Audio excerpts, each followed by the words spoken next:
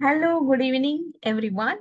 Here I am taking numericals of very important topic of electronics, paper 1, chapter number 4, that is operational amplifiers. Okay, तो बच्चों आज हम लोग इसके numericals देखने वाले हैं, which are the PYQs, okay, of this like board exams में आपके आए हुए हैं, previous board exams में, वो आज हम न्यूमेरिकल्स देखेंगे. Before that, but we'll see some formulas, okay, so that we can solve the problems very well. Okay, so now look at the circuit diagrams which are given over here.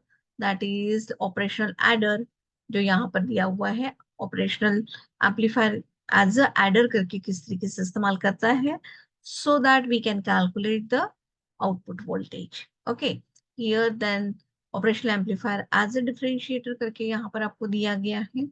Then यहाँ पर integrator का दिया हुआ है, subtractor का दिया गया है, ओपैम्प किस तरीके से यूज करते हैं, एंड देन स्मिथ ट्रिगर का डायग्राम है बच्चों.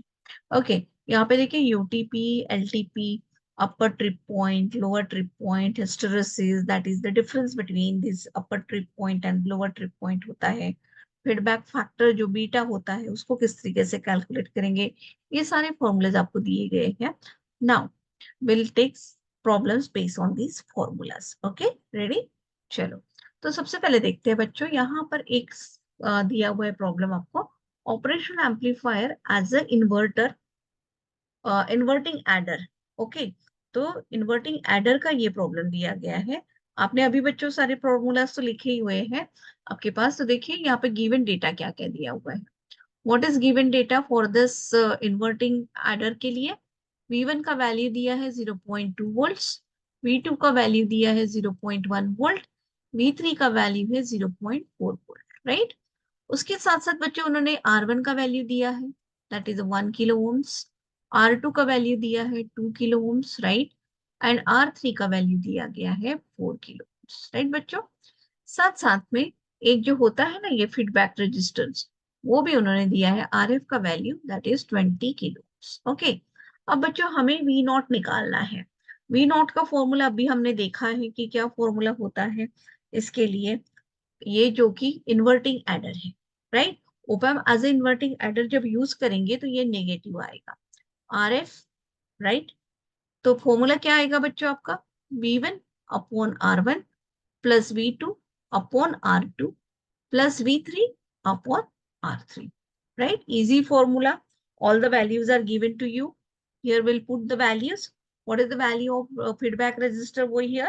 Minus 20 लिखेंगे हम लोग किलो ओम से, इसीलिए क्या लिखेंगे 10⁻³ यहाँ से मल्टीप्लाई कर देंगे. V1 का वैल्यू बच्चों कितना है आपका 0.2 है. R1 अगेन किलो ओम्स में दिया हुआ है, that's why you can write down 1 into 10 का क्यूब, राइट. ये बात समझ में आ रही है सब बच्चों को? एंड देन उसके बाद V2 का वैल्यू बच्चों कितना दिया हुआ है 0.1, राइट, 0.1 अपॉन R2 का वैल्यू कितना है 2 into 10 cube, right, plus V3 क्या हो जाएगा बच्चों आपका 0.4 अपॉन 4 into 10 क्यूब, राइट. आप लोग साथ साथ में कैलकुलेट करते रहिए, ये क्या आएगा अभी बताइए. ये 10 क्यूब, इधर 10 क्यूब, ये जो है कैंसिल हो जाएगा, तो ये -20, यहाँ कितना आया बच्चों 0.2, राइट. यहाँ से ये 2 this much, how much it would be 0.05. यहाँ से यहाँ पर भी कितना आएगा 0.1, राइट. अब ये इतना आने के बाद आप कैलकुलेशंस कीजिए कितना हो जाएगा बच्चों. This is -20 and how much it would be, it would be near about like 35. Yes, okay, सबका आ रहा है. और ये हो जाएगा -7. तो यहाँ बच्चों आपको आउटपुट वोल्टेज जो मिला है ओपैम्प एज इन्वर्टिंग एडर करके जब आप यूज कर रहे हैं तो -7, राइट. आई होप सबको आ गया होगा ये समझ में. ओके, चलो now will go for the second problem. Okay, यहाँ पे देखिए ओपैम्प को यूजिंग एज इन्वर्टिंग एडर करके यूज कर रहे हैं. फिर से बच्चों यहाँ पर इन्वर्टिंग एडर ही है ये प्रॉब्लम में भी. ओके, इन्वर्टिंग एडर का ही प्रॉब्लम है फिर से. अब देखते हैं कि RF, यहाँ कंडीशन दी हुई है, ये जो आपका फीडबैक रजिस्टर है that is equal to 10 times of input resistance बोला गया है. ठीक है, तो इनपुट रेजिस्टेंस दिए हुए हैं, मतलब ये R1 R2 R3 ये नहीं है यहाँ पर। अभी बच्चों और क्या दिया गया है, V1 का वैल्यू दिया है 500 मिली वोल्ट्स दिया हुआ है लेकिन यहाँ पर, और V2 का वैल्यू कितना ही है -1 वोल्ट, V3 का वैल्यू दिया गया है 1.5 वोल्ट्स, राइट। अब बच्चों चूंकि ये क्या है आपका इन्वर्टिंग एडर है, फिर से हम लोग वही फॉर्मूला लिखेंगे। क्या फॉर्मूला आएगा आपका बताइए। ओके, ये जो कंडीशन दी है, सबसे पहले तो हम लोग ये कंडीशन को देख लेते हैं कि RF अपॉन RI, ये कितना फैक्टर हो जाएगा बच्चों, 10 हो जाएगा, राइट। अभी देखो हमारा फॉर्मूला क्या रहेगा, V0 इक्वल टू -RF तो रहेगा ही, अपॉन RI, ये फैक्टर हमने ले लिया है। अब यहाँ पे R1 R2 R3 की वैल्यू नहीं दी गई है, सो V1 plus V2 plus V3 directly हम लोग इस तरीके से लिख लेते हैं। अपॉन ये RI है, मतलब सबका समीशन जो बना हुआ है, RI दिया हुआ है वैल्यू। अब इसका कितना दिया है हमने निकाला है अभी 10, तो -10 यहाँ हम लोग लिखेंगे, राइट। V1 का वैल्यू कितना है बच्चों, this is equal to milli volts, it means that this is 0.5 volts, right. 0.5 volts हो जाएगा ना ये, बिकॉज ये 10⁻³ से आप लोग ये जब करेंगे तो, ओके। सो दिस इज 0.5 हो गया। V2 का वैल्यू कितना है, -1 है। V3 कितना है बच्चों, 1.5, राइट। तो ये बच्चों कैलकुलेशन कितना आ जाएगा आपका, -10 into 1, it means that -10 volts, right. तो यहाँ आपका V0 कितना निकला है, -10 volts. Okay, are you getting और not everyone, please tell me. Yes, okay. This question is for 3 marks बच्चों, जो आया हुआ था एग्जाम में 3 मार्क्स के लिए आया था। देखिए कितना इजी एंड सिंपल सा है, राइट। आ गया है सबका, ओके। चलो तो नेक्स्ट हम लोग प्रॉब्लम करते हैं बच्चों। ओपैम एज अ डिफरेंशिएटर यहाँ पर यूज किया गया है, ओके। अब डिफरेंशिएटर के लिए भी हमने देखिए पिछले स्लाइड में दिया हुआ है, मैंने सारे फॉर्मूलाज आपको लिखवा के दिए हैं, please note down that formulas very well, okay. And अभी देखो इसमें देखते हैं कि क्या क्या गिवन डेटा है, साथ साथ में पढ़ेंगे भी और गिवन डेटा लिखते जाएंगे। ओपैम एज अ डिफरेंशिएटर करके उन्होंने यूज किया है। पहले तो लिख लेते हैं कि ओपैम हमारा एज अ डिफरेंशिएटर करके हम लोग यूज कर रहे हैं यहाँ पर बच्चों। और इसीलिए फीडबैक रेजिस्टर उन्होंने कितना दिया हुआ है, feedback resistor RF is equal to 2 mega ohm से, राइट। अभी 2 मेगा ओम से मतलब ही आप इसको कन्वर्ट कर सकते हैं, राइट। कैसे लिखेंगे आप लोग इसको बताइए, 2 × 10⁻⁶, ओके, इतना ये ओम्स हो जाएगा, okay. And input capacitor is 3 microfarad, तो यहाँ पे कैपेसिटर का भी जो दिया हुआ है वो कितना है बच्चों, 3 माइक्रोफैराड, ओके। अब बच्चों यहाँ देखिए उन्होंने बताया है कि if the input voltage changes from 0.1 volt to 0.6 volts, okay. अब ये क्योंकि डिफरेंशिएटर है तो हमारा फॉर्मूला क्या बनता है बच्चों, पहले फॉर्मूला लिख लेते हैं। V0 equal to -RC, right, into dVi/dt, okay. अब बच्चों ये डी आर भी हमें पता है, सी पता है, बट dVi/dt ये नहीं पता है। तो देखिए बच्चों यहाँ पर क्या दिया गया है, उन्होंने दिया हुआ है dVi/dt का वैल्यू हम लोग इस तरीके से लिख सकते हैं। dVi कितना दिया है, 0.1 वोल्ट्स टू 0.6 वोल्ट्स तक है, मतलब इसका जो डिफरेंस रहेगा वो क्या रहेगा, 0.6 -0.1 अपॉन कितना 5 सेकेंड्स का दिया गया है। तो बच्चों ये कितना हो जाएगा आपका बताइए, 0.5 अपॉन 5, ओके। इसी फैक्टर को हम लोग यहाँ डायरेक्टली यूज कर सकते हैं। What is the value of RF, that is RC, मतलब जो दिया हुआ है R का वैल्यू कितना है 2 × 10⁻⁶, पर देखिए माइनस में रहेगा, माइनस इंटू क्या हो जाएगा बच्चों, C जो दिया हुआ है 3 × 10⁻⁻6 हो जाएगा, बिकॉज ये माइक्रोफेरेड में, इसको फेरेड में करने के लिए 3 × -6 कर दिया हमने, 10⁻⁻6 कर दिया हमने। और ये जो dVi/dt का फैक्टर था हमारा 0.5/5, ओके। अब बच्चों यहाँ कितना हो जाएगा, -6 इंटू 0.5/5, क्या आंसर आ जाएगा आपका बताइए, कितना आंसर आ जाएगा, -0.6 वोल्ट्स, राइट। ये सारे बच्चों का आ गया है, यस और नो, यही बच्चों आंसर है आप लोगों का, ठीक है। हाँ बेटा आया कि नहीं, ओके। चलो तो देखिए बच्चों ये भी आपका PYQs में आता है, आया हुआ क्वेश्चन है, and this is also for 3 marks. देखो कितने इजी एंड सिंपल से सारे प्रॉब्लम्स है बच्चों, यहाँ पर डायरेक्टली फॉर्मूला को यूज करके ही हम कर सकते हैं, इसीलिए प्लीज केयरफुली आप लोग नोट डाउन कर लीजिए ऑल द फॉर्मूलाज, ओके। चलो shall we go for the next topic, yes और नो बच्चों, सबने लिख लिया है वो, यस, ओके। चलो, अब देखो बच्चों, यहाँ पर इन्होंने एक इंटीग्रेटर का प्रॉब्लम दिया हुआ है। अब इंटीग्रेटर के फॉर्मूले भी हमें हमारे पास है, राइट। सब बच्चों ने लिख लिया था इंटीग्रेटर का फॉर्मूला कि नहीं लिखा था? ओके, चलो। अब देखिए, find the output voltage of an operation amplifier as a integrator after 4 seconds if R equal to कितना दिया है बच्चों? 200 kilo ohms and C is equal to 10 microfarad. Okay, input voltage भी उन्होंने दिया है, 10 वोल्ट्स का डीसी वोल्टेज सप्लाई दिया हुआ है। ओके, तो चलो हम सबसे पहले क्या करते हैं, गिवन डेटा लिख लेते हैं। ओके, अभी ओपैम्प एज क्या यूज कर रहे हैं हम लोग बच्चों, यहाँ पर इंटीग्रेटर करके यूज कर रहे हैं, राइट। इंटीग्रेटर करके यूज कर रहे हैं। तो सबसे पहले गिवन डेटा, क्या क्या गिवन डेटा है आपको दिया गया? आर इक्वल टू वैल्यू दिया गया है 200 किलो ओम्स, राइट। सब लोग नोट डाउन कर रहे हैं। सी इक्वल टू कितना है? 10 माइक्रोफैरड है।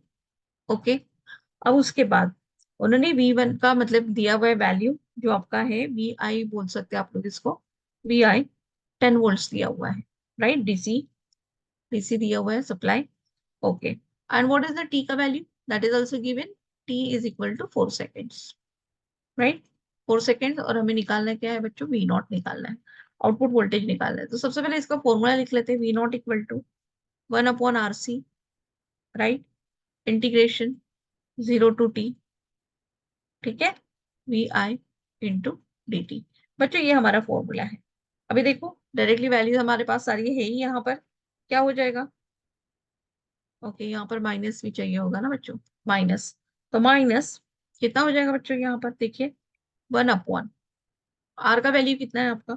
200, कितना है किलो ओम से, तो इसको 10⁻³ से मल्टीप्लाई करना होगा, 10⁻³। तो ये ओम्स में हो गया, इनटू सी का वैल्यू बताइए बच्चों कितना है? 10 माइक्रोफैरड है, मतलब ये 10 इंटू 10⁻² कितना हो जाएगा बच्चों? -6 हो जाएगा, राइट। ओके, अभी टाइम पीरियड क्या था बच्चों? 0 to T, टी का वैल्यू कितना है? 4, 0 to T ये हो गया। अभी बच्चों V I into D T, V I into D T, तो वी आई का वैल्यू हमारा कितना है? V I into D T, integration of V I into D T. V I आपके पास 10 दिया हुआ है, ये तो कांस्टेंट हो गया 10, राइट, और इंटू डी टी। ओके, तो बच्चों ये कितना आ जाएगा आपका? -1/, ये हो जाएगा आपका। कुल मिला के यहाँ पर तो ये पूरा 2 ही हो जाएगा, राइट। पहले देख लेते हैं कितना हो जाएगा, 2 और ये 10, सो 2 इंटू 10⁻6 इंटू 10⁻⁻6, ये हो गया इंटू 10, और ये कितना हो जाए बच्चों? T 0 to 4, right. तो यहाँ आपका क्या कैलकुलेशन आएगा? 1/this 2 एंड दिस, तो ये कितना हो जाएगा आपका? 5 हो जाएगा, राइट। ये कितना हो जाएगा आपका? 5 हो जाएगा कि नहीं हो जाएगा? तो देखो ये 5 हो गया, बिकॉज 2 से ये 5 कट गया इधर।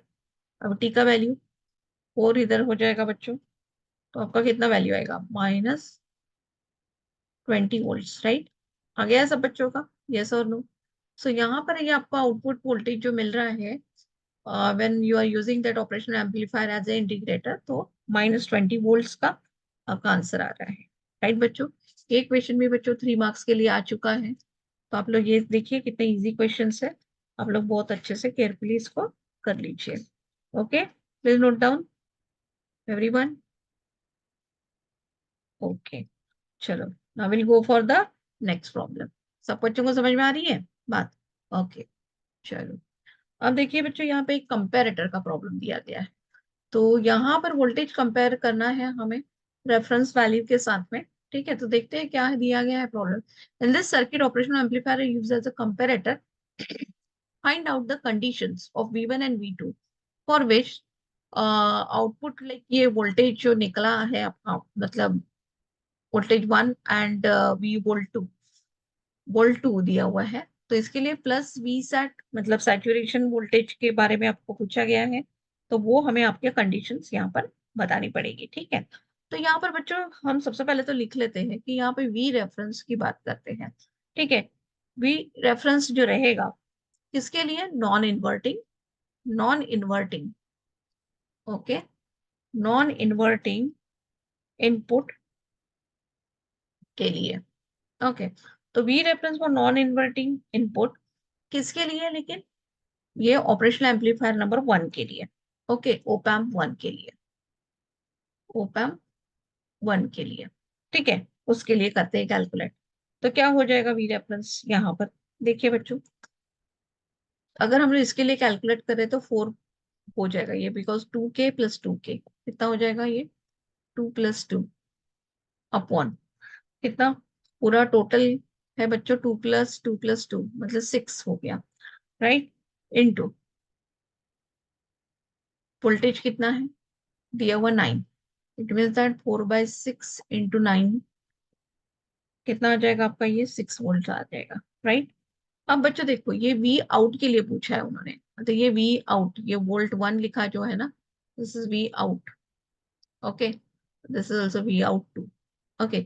सो ये वी आउट 1 के लिए और वी आउट 2 के लिए उन्होंने बोला है कि प्लस वी सेट निकालिए, मतलब सैचुरेशन वोल्टेज, और ये नेगेटिव वी सेट के लिए। तो ये कंडीशन कैसी रहती है, हमने देखो जब थ्योरी को पढ़ा था तो हम लोगों ने इसके कंडीशंस लिखे हुए थे कि अगर अभी हम लोग वी नॉट 1 निकाल रहे हैं, मतलब वी आउट 1 के लिए निकाल रहे हैं, that will be that will be क्या रहेगा, प्लस वी सेट रहेगा, प्लस वी सेट रहेगा, एज आपका ये जो V1 है वो लेस देन क्या है, 6 वोल्ट है, okay.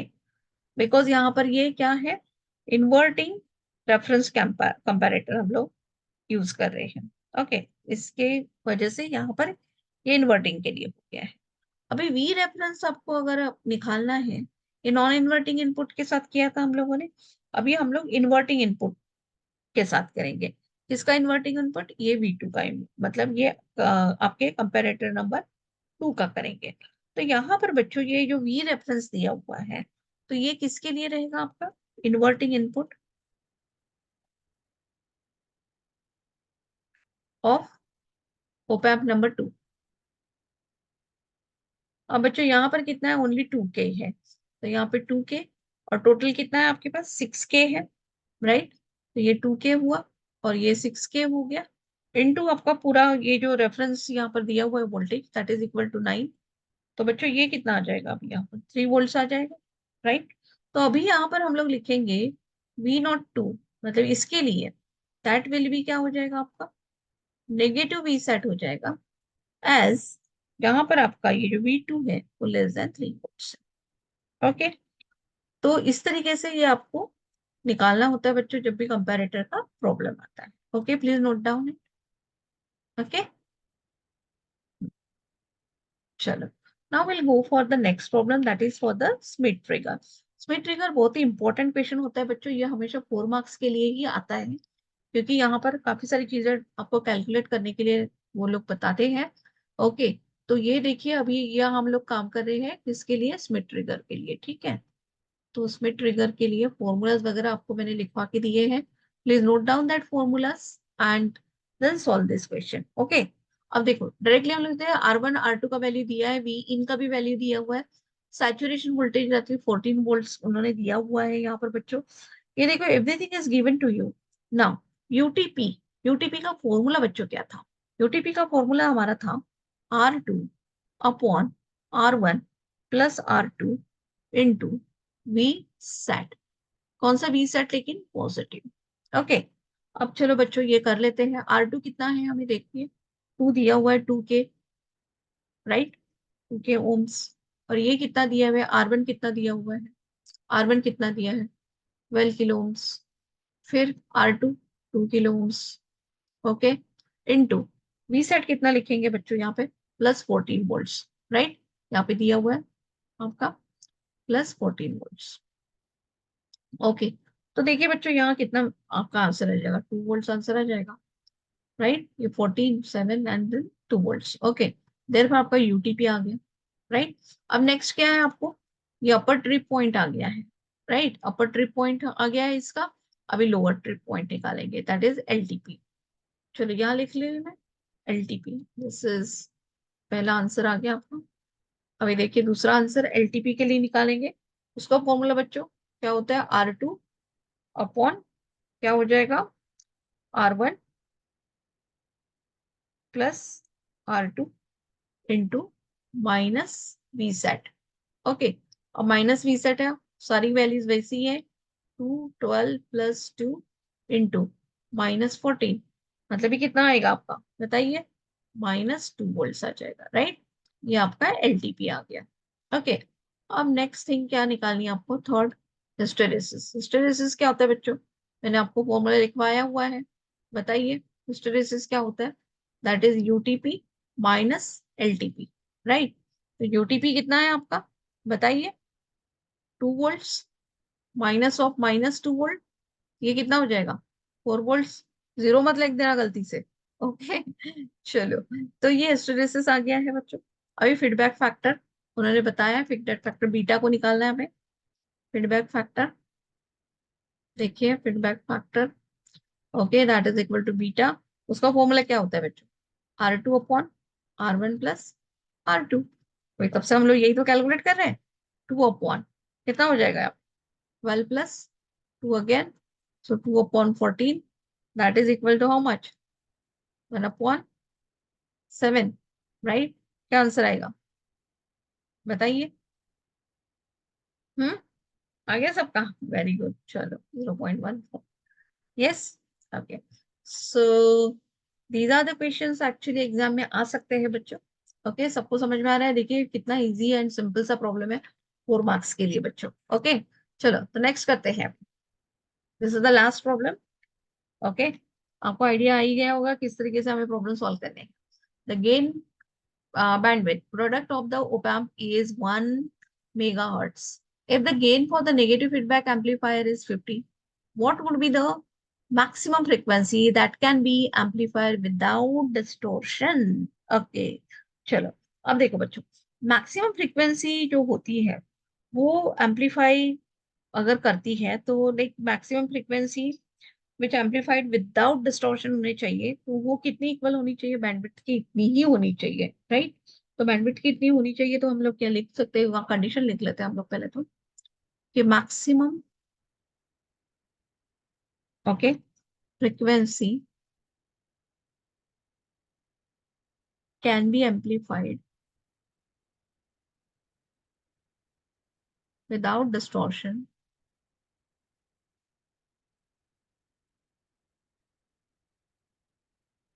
Will be equal to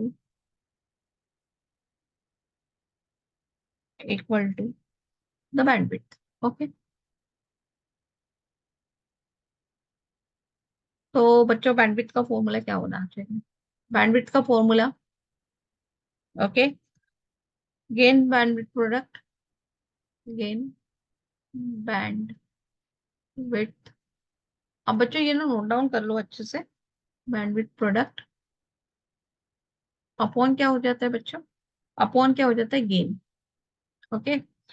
तो यहाँ पर कितना दिया हुआ है, 1 मेगा हर्ट्स दिया हुआ है, देखिए बैंडविड्थ प्रोडक्ट दिया हुआ है, 1 मेगा हर्ट्स दिया हुआ है, so this is 1 upon, gain कितना दिया हुआ है उन्होंने बताया यहाँ पर 50, है ना। The gain for negative feedback amplifier that is 50, तो बच्चों ये कितना हो जाएगा, 0.02 मेगा हर्ट्स तक के हो जाएगा, ओके।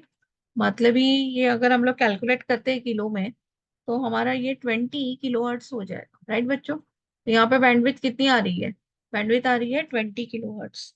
तो ये 20 किलो हर्ट्स ही आपको चाहिए होगी, जो क्या करेगी, maximum frequency that can be amplified without distortion के लिए इतनी बैंडविड्थ होना जरूरी है, ठीक है।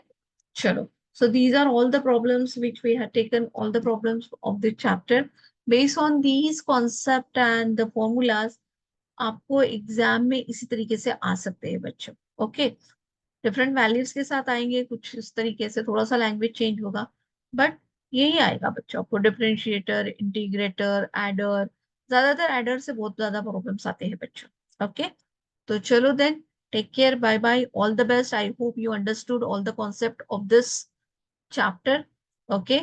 चलो, ऑल द बेस्ट बच्चों, बाय बाय, टेक केयर।